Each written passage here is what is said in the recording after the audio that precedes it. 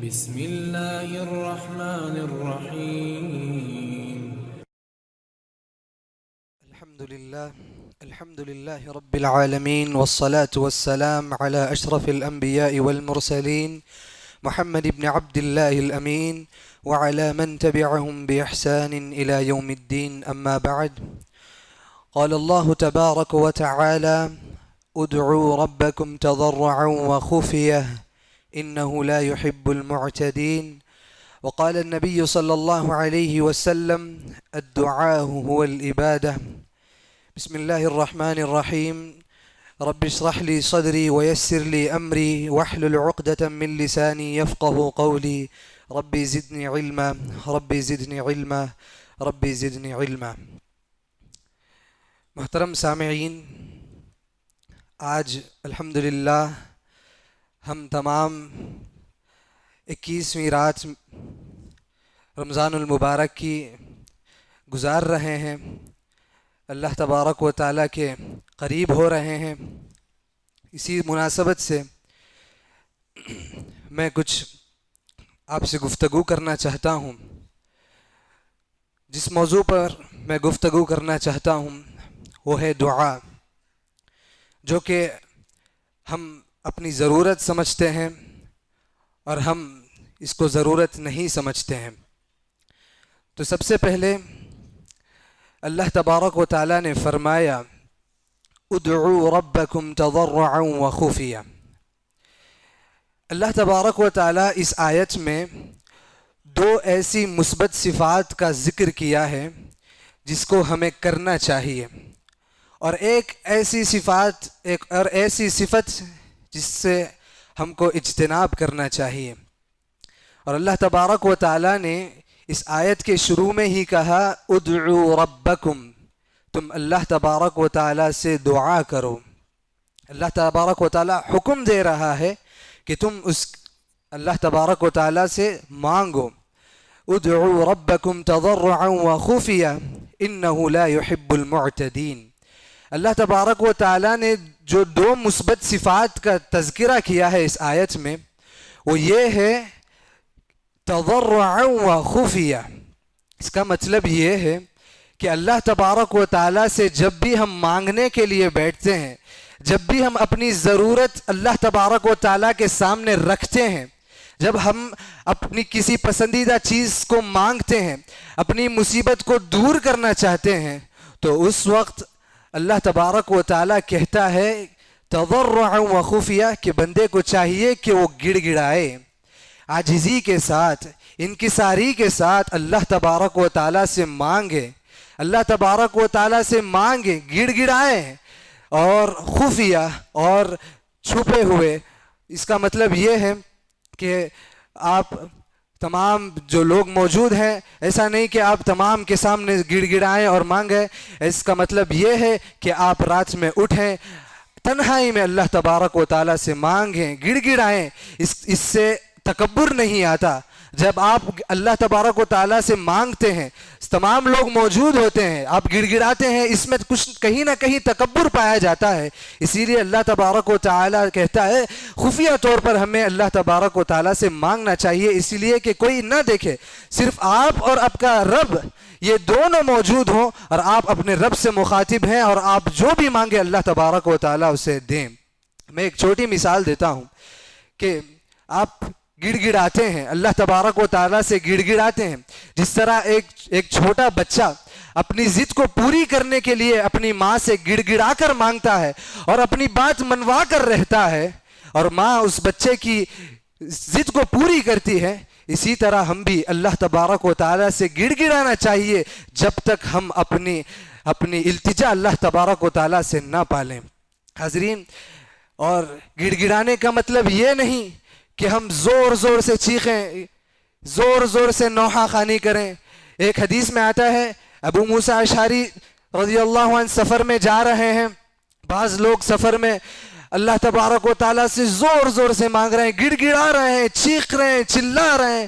پیارے نبی صلی اللہ علیہ وسلم ان سے کہتے ہیں، اے اللہ کے بندو، اپنے آپ پر رحم کرو، اتنا مت گڑ گڑاؤ، اتنا نہ چیخو، اتنا نہ چلاؤ۔ اللہ تبارک و تعالیٰ تو سننے والا ہے، انہو علیم بذات الصدور، وہ دلوں کی گہرائیوں کو جاننے والا ہے۔ دلوں کی گہرائیوں کو آپ جو بھی دل میں سمجھتے ہیں، چاہتے ہیں، وہ اللہ تبارک و تعالیٰ جانتا ہے۔ گڑ گڑانے کی ضرورت نہیں، اللہ تبارک و تعالیٰ سنتا ہے۔ آپ اللہ تبارک و تعالیٰ سے مانگے، ایسا نہیں کہ آپ زور زور سے گڑ گڑائیں، چیخیں، چلائیں اور اللہ تبارک و تعالیٰ سے آپ مانگیں۔ اس کا مطلب یہ ہے کہ آپ آہستہ سے گڑ گڑائیں، التجا کریں کہ اے اللہ میری دعا قبول کر لیں۔ حضرین، اور ایک ایسی صفت جسے اللہ تبارک و تعالیٰ نے اجتناب کرنے کو کہا کہ وہ یہ ہے، انہو لا يحب المعتدین، اللہ تبارک و تعالیٰ حد سے تجاوز کرنے والوں کو پسند نہیں کرتا۔ جس طرح ایک حدیث میں آتا ہے، عبداللہ بن مغفل رضی اللہ عنہ کے بیٹے وہ ایک مرتبہ دعا کر رہے ہیں کہ اے اللہ مجھے جنت نصیب کر، اور جنت کے بائیں طرف مجھے ایک محل دے، اور مجھے سفید والا محل دے۔ تو عبداللہ بن مغفل رضی اللہ عنہ ان کے بیٹے سے کہتے ہیں، اے بیٹے، آپ اللہ سے کیا مانگ رہے ہیں؟ آپ اللہ سے شرطیں لگا رہے ہیں؟ آپ اللہ سے جنت مانگ لیں، یہ کافی ہے۔ آپ یہ نہیں مانگے کہ مجھے سفید محل چاہیے، مجھے دائیں طرف بائیں طرف محل چاہیے، بس آپ جنت مانگ لیں۔ اللہ تبارک و تعالیٰ جب آپ کو جنت دے دے گا، وَلَكُمْ فِيهَا مَا تَشْتَهِيهِ الْأَنفُسُ، آپ جو چاہیں گے اللہ تبارک و تعالیٰ آپ کو دے گا۔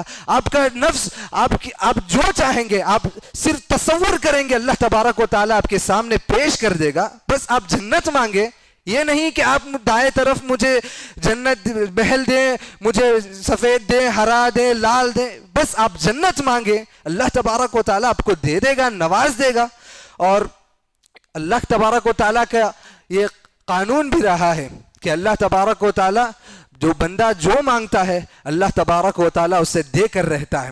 اور ہم حد سے تجاوز بھی کر دیتے ہیں دعاؤں میں کہ اے اللہ، ہم مانگتے ہیں کہ اللہ ساری دنیا کو ہدایت دے دے۔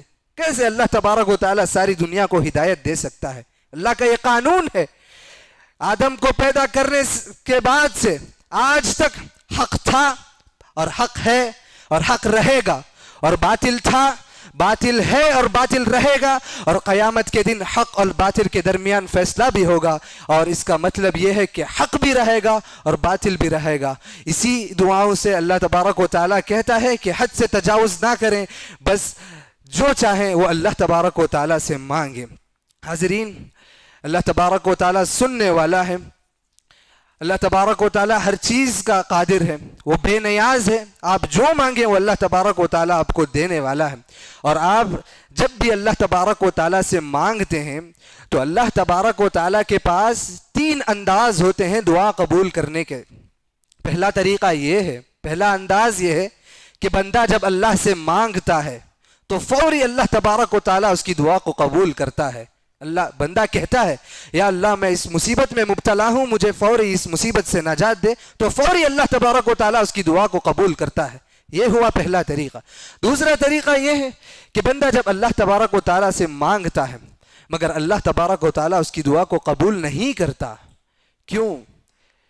لیکن اللہ تبارک و تعالیٰ اس بندے کے آنے والی، مستقبل میں آنے والی پریشانی کو دور کر دیتا ہے۔ کیوں؟ اس نے دعا کی، اللہ تبارک و تعالیٰ نے دعا قبول نہیں کی، لیکن اس دعا کے ذریعے مستقبل میں جو پریشانی آنے والی تھی، اللہ تبارک و تعالیٰ اس دعا کے ذریعے اس پریشانی کو دور کر دیتا ہے، اور ہمیں پتہ بھی نہیں چلتا کہ جو پریشانی ہمیں آنی تھی وہ ہمیں آئی ہی نہیں۔ اور تیسرا طریقہ یہ ہے کہ بندہ مانگتا ہے اور اللہ تبارک و تعالیٰ اسے نوازتا نہیں ہے اور اس کی پریشانی بھی دور نہیں کرتا، لیکن قیامت کے دن ان تمام مشکلات کو اس دعا کے ذریعے اللہ تبارک و تعالیٰ اسے نجات دے دیتا ہے۔ اس نے دنیا میں رہتے ہوئے دعا کی، اس کی دعا قبول نہیں کی، اس کی پریشانی کو اللہ تبارک و تعالیٰ نے دور نہیں کیا، لیکن قیامت کے دن اس دعا کے ذریعے اللہ تبارک و تعالیٰ اس کی نجات، اس کو کامیاب کر دے گا، اس کو جنت میں داخلہ دے دے گا۔ حاضرین گرامی، رہی بات رمضان المبارک کی، یہ مہینہ برکتوں والا مہینہ ہے، قرآن کا مہینہ ہے، برکتوں والا مہینہ. ہمیں چاہیے کہ ہم اللہ تبارک و تعالیٰ سے مانگیں. آپ دیکھیں قرآن میں اللہ تبارک و تعالیٰ نے آیت نازل کی کتب علیکم الصیام کما کتب علی الذین من قبلکم لعلکم تتقون. یہاں اللہ تبارک و تعالیٰ روزوں کا حکم دے رہا ہے. اس کے بعد والی آیت میں اللہ تبارک و تعالیٰ کہہ رہا ہے شہر رمضان الذی انزل فیہ القرآن ھدی للناس وبینات من الھدی، کہ ایسا بابرکت مہینہ ہے جس میں قرآن کو نازل کیا گیا، لوگوں کو ہدایت کا ذریعہ بنایا گیا. لیکن ان دو آیتوں کے بعد اللہ تبارک و تعالی دعا کی آیت لاتا ہے وَإِذَا سَأَلَكَ عِبَادِي عَنِّي فَإِنِّي قَرِيبٌ أُجِيبُ دَعْوَةَ الدَّاعِ إِذَا دَعَانِ فَلْيَسْتَجِيبُوا لِي وَلْيُؤْمِنُوا بِي لَعَلَّهُمْ يَرْشُدُونَ. اس کے بعد اس آیت کے بعد اللہ تبارک و تعالی اپنا پرانا موضوع شروع کرتا ہے. ضرورت کیا تھی اس آیت کو لانے کی؟ روزوں کا حکم ہے، قرآن کو نازل کیا گیا اور بعد میں دعا کا حکم دیا گیا. کیوں؟ اس کا مطلب یہ ہے کہ رمضان دعاؤں کا مہینہ ہے، رمضان بخشش کا مہینہ ہے، نجات کا مہینہ ہے، کامیابی کا مہینہ ہے. ہمیں چاہیے کہ ہمیں اللہ تبارک و تعالیٰ سے مانگے. اللہ تبارک و تعالیٰ نے کہا وَإِذَا سَأَلَكَ عِبَادِي عَنِّي فَإِنِّي قَرِيبٌ. پیارے نبی صلی اللہ علیہ وسلم کو مخاطب کرتے ہوئے کہا کہ جب بندہ مجھ سے میرے بارے میں پوچھے تو بندے کو کہو کہ میں اس کے قریب ہوں. فَإِنِّي قَرِيبٌ أُجِيبُ دَعْوَةَ الدَّاعِ إِذَا دَعَانِ. میں اس کی دعا کو قبول کروں گا جب وہ مجھ سے مانگے گا. أُجِيبُ دَعْوَةَ الدَّاعِ إِذَا دَعَانِ فَلْيَسْتَجِيبُوا لِي وَلْيُؤْمِنُوا بِي لَعَلَّهُمْ يَرْشُدُونَ. پس وہ میری اطاعت کرے اور ایمان لائے تاکہ وہ ہدایت پائے.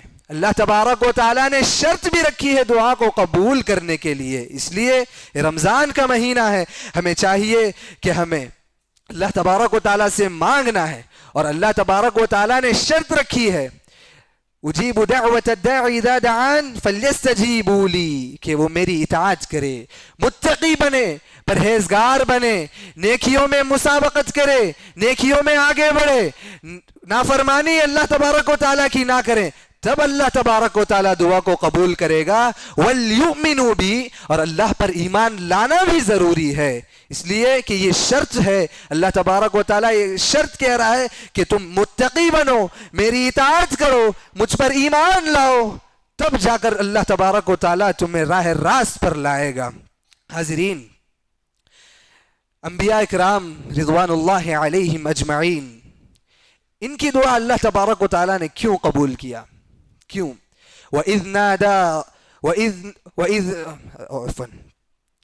وَنُوحًا إِذْ نَادَى رَبَّهُ، جب نوح علیہ السلام نے اللہ تبارک و تعالیٰ کو پکارا تو اللہ تبارک و تعالیٰ نے کہا فَاسْتَجَبْنَا لَهُ فَنَجَّيْنَاهُ وَأَهْلَهُ مِنَ الْكَرْبِ الْعَظِيمِ. اللہ تبارک و تعالیٰ نے کہا ہم نے آپ کی دعا قبول کی. جب زکریا علیہ السلام نے دعا کی وَزَكَرِيَّا إِذْ نَادَى رَبَّهُ رَبِّ لَا تَذَرْنِي فَرْدًا، اللہ زکریا علیہ السلام نے کہا کہ اللہ مجھے بیٹا دے، تو اللہ نے کہا وَوَهَبْنَا لَهُ يَحْيَىٰ وَأَصْلَحْنَا لَهُ زَوْجَهُ. اللہ تبارک و تعالیٰ نے ان کو یحییٰ عطا کیا. اللہ تبارک و تعالیٰ نے ان کی دعا قبول کی. ایوب علیہ السلام نے دعا کی وَأَيُّوبَ إِذْ نَادَى رَبَّهُ أَنِّي مَسَّنِيَ الضُّرُّ، اے اللہ تبارک و تعالیٰ میں پریشانی میں مبتلا ہوں، میری اس پریشانی کو دور کر. اللہ نے کہا فَاسْتَجَبْنَا لَهُ، میں آپ کی دعا کو قبول کرتا ہوں. کیوں اللہ تبارک و تعالیٰ انبیاء اکرام کی دعاؤں کو قبول کرتا ہے؟ آگے اللہ تبارک و تعالیٰ فرماتا ہے انہم کانوا یسارعون فی الخیرات، یہ نیکیوں میں آگے بڑھتے تھے، یہ اللہ تبارک و تعالیٰ سے ڈرتے تھے، اللہ تبارک و تعالیٰ کی سچے دل سے بندگی کرتے تھے. انہم کانوا یسارعون فی الخیرات ویدعوننا رغبا ورہبا، امید کے ساتھ اللہ تبارک و تعالیٰ سے مانگتے تھے، خوف سے اللہ تبارک و تعالیٰ سے مانگتے تھے. وَكَانُوا لَنَا خَاشِعِينَ، اور اللہ تبارک و تعالیٰ سے ڈرنے والے تھے، متقی تھے. اسی لیے اللہ تبارک و تعالیٰ ان کی دعاؤں کو قبول کرتا ہے. اور ہم متقی، ہم تو صرف مسلمان ہیں، مومن کی صفت ہمارے اندر نہیں ہے. مومن تو وہ ہے جو اللہ تبارک و تعالیٰ کا ذکر کرے. انما المؤمنون الذین اذا ذکر اللہ وجلت قلوبهم, جب وہ ذکر کرتا ہے تو اس کا دل تھر تھرانے لگتا ہے, کانپنے لگتا ہے. وَإِذَا تُلِيَتْ عَلَيْهِمْ آيَاتُ, جب قرآن کی تلاوت کی جاتی ہے, زَادَتْهُمْ ایمانا, اس کے ایمان میں اضافہ ہوتا ہے. لیکن ہم قرآن سنتے ہیں, دعائیں کرتے ہیں, ہمارے اندر کچھ بھی محسوس نہیں ہوتا, بس لذت کے طور پر ہم قرآن سنتے ہیں. ہم تو صرف نام کے مسلمان ہیں, مومنوں کی صفت ہمارے اندر نہیں ہے. اسی لیے ہمیں بھی انبیاء اکرام کی طرح نیکیوں میں مسابقت کرنا چاہیے, اللہ سے ڈرنا چاہیے, امید رکھنا چاہیے کہ اللہ تو دعا قبول کرنے والا ہے, تو میری دعا کو قبول کرے گا, اور اللہ تبارک و تعالیٰ سے مانگنا چاہیے. حضرین, ایک صحابی کا بھی واقعہ ہے کہ ایک مرتبہ سعد بن ابی وقاص کو کوفہ کا گورنر بنایا گیا. عمر بن خطاب رضی اللہ عنہ کا دور تھا. عمر رضی اللہ عنہ رعایا سے سوال کرنے لگے کہ کیا آپ کو آپ اس گورنر سے متفق ہیں؟ تو سب نے کہا کہ الحمدللہ ہم ان سے متفق ہیں. تو ایک شخص کھڑا ہو کر کہتا ہے اور سعد بن ابی وقاص سے اختلاف کرنے لگتا ہے شہرت کی وجہ سے. حالانکہ سعد بن ابی وقاص اپنی جگہ پر صحیح تھے, اپنے گورنر کی ادائیگی صحیح سے کر رہے تھے, لیکن وہ ایک شخص کھڑا ہوتا ہے, اپنی شہرت کی وجہ سے کھڑا ہوتا ہے اور سعد بن ابی وقاص سے اختلاف کرنے لگتا ہے. تو سعد بن ابی وقاص قسم کھا کر کہتے ہیں, اللہ کی قسم, اگر یہ بندہ شہرت کی وجہ سے مجھ سے اختلاف کر رہا ہے تو میں اس سے بدعا دوں گا. 3 چیزوں کی انہوں نے بدعا کی. ایک بدعا تو یہ کی کہ اللہ تبارک و تعالیٰ اس بندے کی عمر کو لمبی کر دے, بہت لمبی کر دے. اور دوسری بدعا یہ کی کہ وہ جب تک زندہ رہے اس کو اللہ تبارک و تعالیٰ فتنے میں مبتلا کر دے. آپ جانتے ہیں وہ آدمی اتنے سال زندگی جیا, اس کی پلکیں یہاں تک لٹک رہی تھی, وہ جب دیکھنا چاہتا تو اپنی پلکیں اٹھا کر دیکھتا تھا, اتنا بوڑھا ہوا تھا اور ایسے فتنے میں مبتلا تھا کہ راستے میں چلتی پھرتی عورتوں کو چھیڑا کرتا تھا, حالانکہ وہ بوڑھا تھا. یہ بھی اللہ تبارک و تعالیٰ نے سعد بن ابی وقاص کی دعا قبول کی. اللہ تبارک و تعالیٰ سننے والا ہے. ان ربی لسمیع الدعاء, اور دعا کا طریقہ جو ہے اللہ تبارک و تعالیٰ بہت آسان ہے. اللہ تبارک و تعالیٰ سے مانگنا, ہم اپنے آپ کو مشکل بنا لیتے ہیں. یوسف علیہ السلام کا واقعہ ہے, آج ہم نے جمعہ کا خطبہ میں بھی سنا. رب قد آتیتنی من الملک وعلمتنی من تأویل الاحادیث. دعا کا طریقہ یوسف علیہ السلام اللہ سے مانگ رہے ہیں, رب قد آتیتنی من الملک, اللہ تو نے مجھے بادشاہت عطا کی, مصر میرے تختوں کے نیچے ہے, مصر میرے زمین کے نیچے ہے, قدموں کے نیچے ہے, میں جو کچھ چاہے کر سکتا ہوں. وعلمتنی من تأویل الاحادیث, تو نے مجھے خواب کی تعبیر بتلایا. فاطر السماوات والارض, یہاں اللہ تبارک و تعالیٰ کی کبریائی بڑائی کر رہے ہیں. پہلے یوسف علیہ السلام اپنی نعمتوں کا شکر بجا لا رہے ہیں, اپنی نعمتوں کا شکر بجا لا رہے ہیں کہ اللہ تعالیٰ تو نے مجھے یہ نعمت سے نوازا ہے. اور پھر اللہ تبارک و تعالیٰ سے کہہ رہے ہیں کہ تو دنیا اور تو 7 آسمان زمین کا پیدا کرنے والا ہے. یہاں اللہ تبارک و تعالیٰ کی تعریف کر رہے ہیں, فاطر السماوات والارض انت ولی فی الدنیا والآخرہ, اور یہ یقین کے ساتھ کہہ رہے ہیں کہ تو ہی اس دنیا کا ولی ہے, انت ولی فی الدنیا والآخرہ, اور یہ امید دے رہے ہیں کہ اللہ تبارک و تعالیٰ دعا سننے والا ہے, دعا قبول کرنے والا ہے. حضرین, ہمیں بھی چاہیے کہ انبیاء کی طرح ہم بھی دعائیں کریں. انبیاء نے جو اللہ سے دعا کی, اللہ نے انبیاء کی دعا سنی. سورہ آل عمران میں دیکھیے, ربنا اننا سمعنا منادیا ینادی للایمان, کئی مرتبہ ربنا ربنا ربنا کا تذکرہ آتا ہے. فوری اللہ تبارک و تعالیٰ کہتا ہے فاستجبنا لہ, فاستجبنا لہ, ہم نے دعا قبول کی. اس لیے یہ نیک تھے, یہ متقی تھے, یہ پرہیزگار تھے, اللہ سے ڈرنے والے تھے. ہمیں بھی چاہیے کہ ہم اللہ سے ڈریں, اللہ سے ڈریں, اللہ سے مانگیں, گڑ گڑائیں, تب جا کر ہم اپنی چیز کو حاصل کر سکتے ہیں. اور دعا کا سلیقہ بھی ہے کہ آپ کو جو نعمت حاصل ہے آپ اس سے اللہ سے کہیں کہ اللہ تعالیٰ تو نے مجھے مال و دولت سے نوازا ہے, بس اور نواز. اس کا مطلب یہ نہیں کہ تو اور مال دے اور گھر دے اور دولت دے اور رزق دے. برکت کی دعا کیجئے, اے اللہ آج تو نے مجھے اتنا مال دیا ہے, بس اسی مال میں مجھے برکت دے.